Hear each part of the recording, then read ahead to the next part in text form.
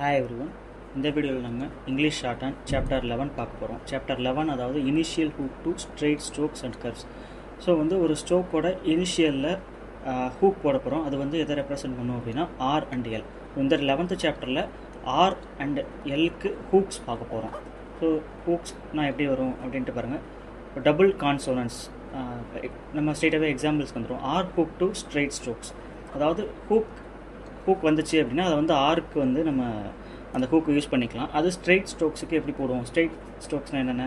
நமக்கு B, B, D, D, சே, J, K, K, இதெல்லாம் straight strokes அப்படின்னு சொல்லுவோம் இல்லைங்களா?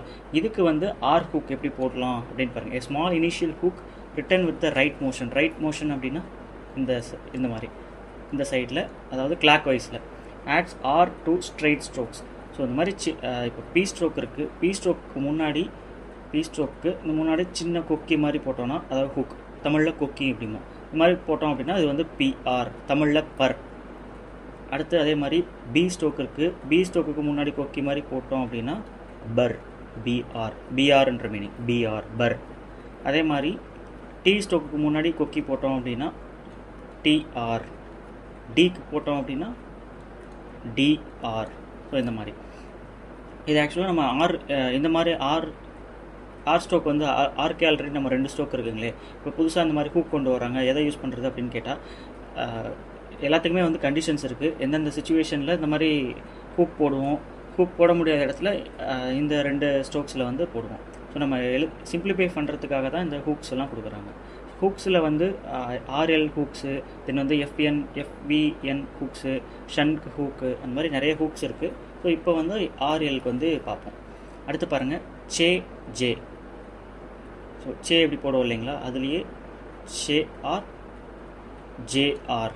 அடுத்து பாருங்கள் கேஆர், கேஆர். இப்போது மற்ற ஸ்ட்ரோக்ஸ், ஸ்ட்ரெயிட் ஸ்ட்ரோக்ஸுக்கு எல்லாமே லெஃப்ட் சைடில் ஹூக் போட்டோம் இல்லைங்களா? அது இப்போ ஹரிசாண்டல் லைனாக இருக்குது. K and G, K horizontal line. Horizontal லைனுக்கு ஹூக் எப்படி போடுறது அப்படின்னா ஆர் ஹூக் கீழே இருந்து போடுவோம். இது கேஆர், இது கேஆர். அதுவே டார்க்காக போட்டோம் அப்படின்னா ஜிஆர். ஸோ இது நல்லா ப்ராக்டிஸ் பண்ணிங்க. பிகாஸ் இதுக்கப்புறம் இந்த டிஆர், டிஆர் ஸ்ட்ரோக்கு, இது மாதிரி ஆர் வச்சு வர்ற ஸ்ட்ரோக்லாம் இப்படி தான் யூஸ் பண்ண போகிறோம். அடுத்து பாருங்கள், L hook to straight strokes. So இப்போ நம்ம ஆர் ஹூக் ஒரு ஸ்ட்ரோக்கோட லெஃப்ட் சைடு போட்டோம் இல்லைங்களா? அதே அந்த ஹூக்கை ஆப்போசிட் சைடு, அதாவது ரைட் சைட்லேருந்து ஸ்ட்ரோக் எழுதணும் அப்படின்னா அது எல் ஹூக்கு. ஸோ இதே ஸ்ட்ரைட் ஸ்ட்ரோக்ஸுக்கு பாருங்கள், நம்ம பிஆர் ஸ்ட்ரோக்கு இப்படி போட்டோம் இல்லைங்களா? அதே பிஎல் ஸ்ட்ரோக் வந்துச்சு அப்படின்னா ஆப்போசிட் சைட்லேருந்து போடுவோம்.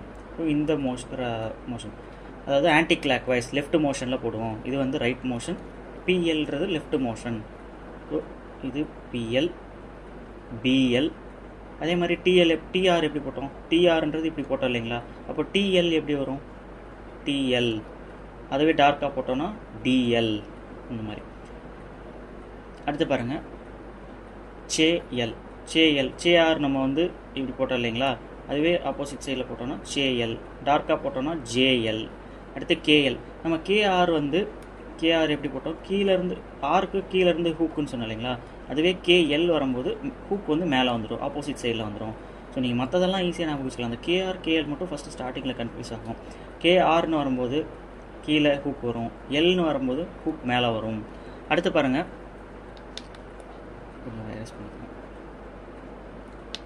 அடுத்து R hook to curved strokes. So இது வரைக்கும் நம்ம ஸ்ட்ரெயிட் ஸ்ட்ரோக்கு மட்டும்தான் பார்த்துருக்கோம். தென் கர்வ்டு ஸ்ட்ரோக்கு இப்போ பார்க்க போகிறோம். கர்வ்டு ஸ்ட்ரோக்கில் ஃபஸ்ட்டு எஃப்ஆர், விஆர் கொடுத்துருக்காங்க.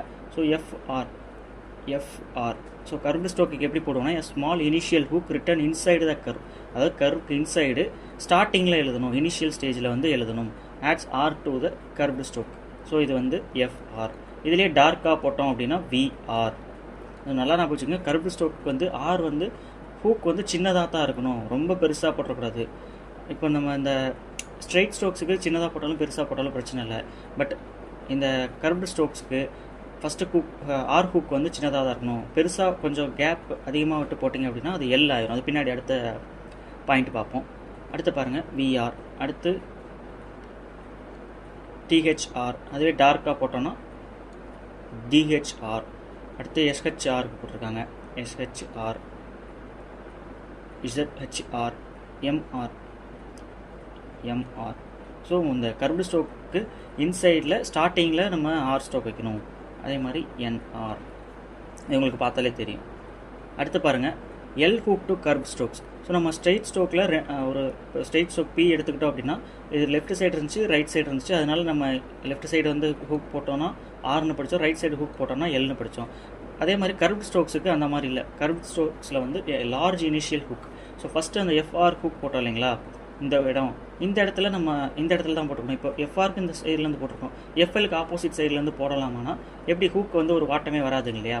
ஸோ இது வந்து அதனால் என்ன பண்ணுறாங்க அப்படின்னா, அந்த ஆர் போடுறதுல ஆரை வந்து ஸ்மால் ஹூக்காகவும், ஆர் போடுற பிளேஸ்லேயே வந்து பெரிய ஹூக், அதாவது லார்ஜ் இனிஷியல் ஹூக் பெருசாக போட்டோம் அப்படின்னா அது வந்து எல்லை மீன் பண்ணும் அப்படின்னு வச்சுக்கிறாங்க. கர்வ்டு ஸ்ட்ரோக்ஸுக்கு மட்டும் இந்த மாதிரி கண்டிஷன். So FL. அடுத்து இது வந்து எஃப்எல். விஎல் எப்படி பாருங்கள், டார்க்காக போட்டோம்னா விஎல். அடுத்து டிஹெச்எல். அடுத்து எஸ்ஹெச்எல், அப்வர்ட் எஸ்ஹெச்எல். ஸோ எஸ்ஹெச்எல் வந்து நம்ம மோஸ்ட் ஆஃப் த டைம் வந்து அப்வர்டில் தான் யூஸ் பண்ணுவோம். எஸ்ஹெச் எப்படி எழுதுவோம், எஸ்ஹெச் டவுன்வர்டில் எழுதுவோம். பட் எஸ்ஹெச்எல் வரும்போது இந்த எல் ஃபஸ்ட் எழுதிட்டு அப்வர்டில் போகிற மாதிரி தான் இருக்கும் most of the times. But sometimes வந்து இந்த மாதிரி வரும். பட் ரேர் அக்கேஷனில் மட்டும்தான் டவுன்வர்டாக வரும். மோஸ்ட் ஆஃப் த அக்கேஷனில் எஸ்ஹெச்எல் வந்து அப்வர்டாக தான் வரும். அடுத்து பாருங்கள் எம்எல். எம்ஆர் வந்து ஸ்மால் ஹூக் போட்டோம் இல்லைங்களா, அதுலேயே கொஞ்சம் பெருசாக போட்டோன்னா எம்எல். அடுத்து என்எல். அடுத்து பாருங்கள், the stroke R is not hooked initially because the characters are employed for W and Y. So நம்ம ஆருக்கு வந்து ஆர் வந்து ஸ்ட்ரெயிட் லைன் இருக்குது இல்லைங்களா, இதுக்கு வந்து நம்ம ஹூக் போட மாட்டோம். பிகாஸ் இந்த பக்கம் ஹூக் போட்டால் இது டபிள்யூன்ற மீனிங்கில் போயிடும், இப்படி ஹூக் போட்டோம் அப்படின்னா அது ஒய்ன்ற மீனிங்கில் போயிடும். அப்படின்றனால ஆருக்கு ஹூக் கிடையாது. அடுத்து பாருங்கள், எஸ்ஹெச்ஆர், எஸ்ஹெச்எல். எஸ்ஹெச் அதாவது இஷ் சவுண்ட் இருக்கு இல்லைங்களா, அதுக்கு வந்து ஆர் ஹூக் எல் ஹூக் எப்படி வரும் அப்படின்ட்டு பாருங்கள். இந்த டபுள் கான்சனன்ட், அதாவது அந்த ஆர்எல் தான் சொல்கிறாங்க. SHR is always written downward. SHR வந்து எப்போவுமே டவுன்வர்டில் தான் எழுதுவோம் அப்படின்னு சொல்கிறாங்க. And the double consonant SHL is always written upward. SHL வந்து அப்வர்டில் தான் எழுதுவோம், ஆல்வேஸ் ரிட்டன் இன் அப்வர்டுன்னு தான் சொல்கிறாங்க. ஸோ இது நம்ம எக்ஸாம்பிள்ஸ் பார்க்கும்போது உங்களுக்கே அண்டர்ஸ்டாண்ட் ஆகிரும். அடுத்து பாருங்கள், ஸ்மால் ஹூக் டு என்ஜி. இங்குக்கு வந்து ஒரு ஸ்ட்ரோக் படித்தோம் இல்லைங்களா, என்ஜி இங்கு, அதாவது என் சிம்பிளை என் சைனை வந்து டார்க்காக போட்டோன்னா அது வந்து இங்கு அப்படின்னு படித்தோம். ஸோ அதுக்குமே வந்து நம்ம ஆர் சைன் யூஸ் பண்ணிக்கலாம் அப்படின்ட்டு சொல்கிறாங்க. ஸோ அதுக்கு முன்னாடி இந்த ஸ்மால் ஹூக் போட்டோம் அப்படின்னா என்ஜிஆர் அந்த மாதிரி மீனிங் ஆயிரும். எக்ஸாம்பிள் ஃபிங்கர், பேங்கர் இந்த மாதிரி. அடுத்து பாருங்கள், so hook forms should be called by their syllabic names as per. இது வந்து பிஆர் போட்டோம் இல்லைங்களா, அதை வந்து பர், அதாவது நம்ம தமிழில் வந்து பர் அப்படிம்போம், இங்கிலீஷில் பர். அடுத்து இப்படி போட்டோம் இல்லைங்களா, இதை நம்ம தமிழில் பல் அப்படின்னு யூஸ் பண்ணிக்குவோம், இவங்க பெல் அப்படின்னு யூஸ் பண்ணிக்கலாம். ஸோ நம்ம தமிழில் எப்படி நமக்கு ஈஸியாக இருக்கும் அந்த மாதிரி நம்ம அந்த ஸ்ட்ரோக்கை வந்து கால் பண்ணிக்கலாம். பிகாஸ் இதை வந்து எழுதும்போது சொல்லிக்கிட்டே எழுதணும். பர், அடுத்து பல், டெல். ஸோ இந்த மாதிரி சொல்லிக்கிட்டே எழுதுனா தான் நமக்கு ஃபஸ்ட்டு ஸ்டார்டிங்கில் மெமரைஸ் ஆகும். அடுத்து vowels and double consonants. Vowels are placed and read to the hooked forms as they are placed and read to the simple forms. நம்ம இந்த ஹூக் ஃபார்ம்ஸ் வந்தாலுமே அதுக்குமே வந்து வவல் சைன் வைக்கணும் அப்படின்றாங்க. ஃபார் எக்ஸாம்பிள் வந்து பை, அதாவது அந்த ஹூக் சைனுக்கு அப்புறம் வந்து வவல் சைன் எங்கே வைக்கணும் அப்படின்னா அந்த ஸ்ட்ரோக்கோட right side, first place, second place, third place அங்கே தான் வைக்கணும், ஹூக்குக்கு முன்னாடி வைக்கக்கூடாது அப்படின்னாங்க. பிகாஸ் என்ன சொல்கிறது, ஹூக்குக்கு அடுத்து வர்ற வவல் சைனை வச்சு தான் நம்ம படிப்போம். பாருங்கள், இப்போ பை அப்படின்னு இருக்குன்னா ப்ளை என்ன இருக்கும்போது இது வந்து பிஎல். ஸோ பிஎல் ஒய் ஐ சவுண்டு வருது இல்லைங்களா, அதுக்கு வந்து அந்த ஐக்கு வந்து எங்கே நம்ம ஐ சைன் வைப்போம் அப்படின்னா அந்த ஹூக்கோட ரைட் சைடு தான் வைப்போம், இந்த பக்கம் போயிடக்கூடாது. ஹூக்குக்கான சைன் கிடையாது இது. இந்த பிஎல், அதாவது இங்கே பிஎல், இந்த ஸ்ட்ரோக்குக்கு அந்த வவல் சைன் எங்கே வைப்போம்னா ஸ்ட்ரோக்கோட ரைட் சைடு தான் வைப்போம். அடுத்து பாருங்கள், அப்ளைன்னு வந்தாலும் அப்ளைக்கு வந்து ஸ்டார்டிங்கில் ப்ளை நமக்கு தெரியும். அப்ளை அப்படின்றபோது ஃபஸ்ட்டு ஆ மட்டும் வருது இல்லைங்களா, வவல் சைன். ஸோ அந்த இடத்துல வவல் மட்டும் வச்சுருவோம், வவல். அடுத்து பாருங்கள், லீடர் அப்படின்னு போது இப்போது இது டர் சைன் பார்த்துருக்கோம் இல்லைங்களா, டர் தான் ப்ராக்டிஸ் பண்ணோம். ஸோ லீடர், இதுக்கு உண்டான வவல் சைனை வந்து டர் சைனோட தேர்டு பிளேஸில் லெஃப்ட் சைடில் வச்சுருவோம். அடுத்து பாருங்கள் லீடர்லெஸ், பிட்டி, ப்ரெட்டி அப்படிங்கும்போது ப்ரிட்டி, நம்ம ப்ரெட்டி அப்படின்னு சொல்லுவோம். அது வந்து ஆக்சுவலாக ப்ரொனவுன்ஸ் பண்ணுறது ப்ரிட்டி அப்படிம்பாங்க. ஸோ ப்ரிட்டி, பிஆர் ஸ்டார்டிங்கில் வருது இல்லைங்களா? ஸோ ப்ரிட்டி வவல் சைன் வச்சுருவோம். அடுத்து பீட்டர்லோ, ட்ரை, டிஆர் சைன் வருது இல்லைங்களா? ட்ரை. அடுத்து ட்ரைஃபிள். ஸோ இங்கே பாருங்கள் ட்ரைஃபிளோட எஃப்எல் சைனும் சேர்த்து விட்றாங்க. ட்ரைஃபிள்.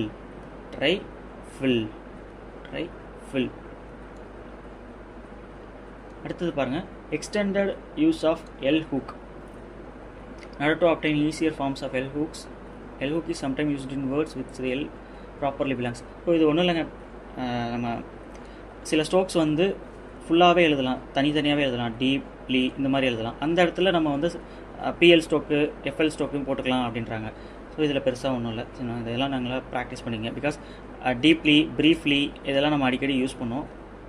ஸோ இந்த மாதிரி ப்ராக்டிஸ் பண்ணிக்கோங்க. அடுத்து எக்ஸசைஸ் 39ல் ஒரு வேர்டும் வந்து ரீட் பண்ணி பாருங்கள். ரீட் பண்ணி பார்த்துட்டு ஹோம்ஒர்க் பண்ணுங்கள். அடுத்து எக்ஸசைஸ் 40ல் வந்து சில வேர்ட்ஸ் கொடுத்துருக்காங்க. ஸோ இதை வந்து நீங்கள் இந்த மாதிரி எழுதி சும்மா ரஃபாக வந்து எழுதி ப்ராக்டிஸ் பண்ணிவிட்டு அதுக்கப்புறம் கரெக்ஷன் பார்த்துட்டு அதுக்கப்புறம் ஹோம்ஒர்க் ப்ராக்டிஸ் பண்ணுங்கள். அடுத்து கிராமலாக்ஸ் கொடுத்துருக்காங்க. கிராமலாக்ஸில் பர் ஸ்ட்ரோக் வந்து 3rd பிளேஸில் போட்டாங்க அப்படின்னா அது பிரின்சிபல் ஆர் பிரின்சிபலி. அடுத்து பாருங்கள் லிபர்ட்டி, பர் ஸ்ட்ரோக்கு, பிஆர் ஸ்ட்ரோக்கை வந்து 1st பிளேஸில் போட்டாங்க அப்படின்னா லிபர்ட்டி. 2nd பிளேஸில் போட்டாங்க அப்படின்னா மெம்பர், ரிமெம்பர்டு எல்லாத்துக்குமே 2nd பிளேஸ் பர் ஸ்ட்ரோக்கு. அடுத்து 3rd பிளேஸில் போட்டாங்க அப்படின்னா நம்பர்டு. ஸோ டிஆர் ஸ்ட்ரோக் வந்து 2nd பிளேஸில் போட்டாங்க அப்படின்னா ட்ரூத். இது ட்ரூத். அடுத்து டிஆர் ஸ்ட்ரோக்கை 1st பிளேஸில் போட்டோம்னா டாக்டர், டாக்டர். அடுத்து 2nd பிளேஸில் டிஆர் சைன் போட்டோம் அப்படின்னா டியர். 3rd பிளேஸில் போட்டோம்னா டியூரிங்லாம் நம்ம அடிக்கடி யூஸ் பண்ணுவோம். ஸோ சேஆர் அது வந்து சேர், 2nd பிளேஸில் போட்டாங்க அப்படின்னா சேர். 3rd பிளேஸில் போட்டால் சீர். அடுத்து வந்து பாருங்கள் ஜேஆர் சைன் வந்து 1st பிளேஸில் போட்டாங்க அப்படின்னா லார்ஜர். பிகாஸ் நம்ம லார்ஜுக்கு படிச்சிருக்கோம் இல்லையா, ஜே சைன் தான் லார்ஜ் அப்படின்ற கிராமலாக்கு. ஸோ அதோட ஆர் ஹுக் போட்டாங்க அப்படின்னா லார்ஜர். அடுத்து கேஆர் சைன் வந்து கேர். பாருங்கள் கிராமலாக்ஸ் யூஸ் பண்ணி உங்களுக்கு பேராகிராஃப் கொடுத்துருப்பாங்க. ஸோ இதை நீங்கள் ஒரு வாட்டி ரீட் பண்ணி பார்த்துட்டு அதுக்கப்புறம் ஹோம்ஒர்க் ப்ராக்டிஸ் பண்ணுங்கள். ரீட் பண்ணி பார்த்துட்டு அதுக்கப்புறம் ஹோம்ஒர்க் ப்ராக்டிஸ் பண்ணுங்கள். அடுத்து வேர்ட்ஸ் கொடுத்துருக்காங்க. இதையுமே நீங்கள் வந்து ட்ரை பண்ணிவிட்டு இப்போ டியர் சார் இந்த மாதிரி ரஃபாக வந்து எழுதி பார்த்துட்டு thank you for yours of the first இந்த மாதிரி ரஃபாக எழுதி பார்த்துட்டு அதுக்கப்புறம் பின்னாடி ஆன்சர் பார்த்துட்டு அதுக்கப்புறம் ஹோம்ஒர்க் ப்ராக்டிஸ் பண்ணுங்கள். ஸோ தட்ஸ் ஆல் இந்த வீடியோ. இந்த வீடியோவில் வந்து மெயினாக வந்து நம்ம ஆர் அண்ட் எல் ஹூக் வந்து பார்த்துருக்கோம். இதுக்கப்புறம் பின்னாடி சில ஹூக்ஸ் வந்து பார்ப்போம். இந்த ஆர் அண்ட் எல் ஹூக்கில் கன்ஃபியூஷனே வேணாம். அதாவது ஸ்ட்ரெயிட் லைன் ஸ்ட்ரோக்ஸாக இருந்துச்சு அப்படின்னா லெஃப்ட் சைட்லேருந்து ஸ்டார்ட் ஆச்சு அப்படின்னா அது வந்து ஆர் ஸ்ட்ரோக்கு. ரைட் சைட்லேருந்து ஸ்டார்ட் பண்ணோம் அப்படின்னா அது எல் ஹூக்கு. கர்வ்டு ஸ்ட்ரோக்ஸுக்கு வந்து நம்ம ஸ்டார்டிங்கில் ஸ்மால் ஹூக் போட்டோம்னா அது வந்து ஆர், அதுவே கொஞ்சம் லார்ஜ் ஹூக் போட்டோம்னா அது வந்து எல். ஸோ இவ்வளோ தான் அது கான்செப்ட்டு. இந்த வீடியோவில் உங்களுக்கு ஏதாவது டவுட் இருந்துச்சு அப்படின்னா கீழே கமெண்டில் சொல்லுங்கள், கிளாரிஃபை பண்ணுறோம். தேங்க்ஸ் ஃபார் வாட்சிங்.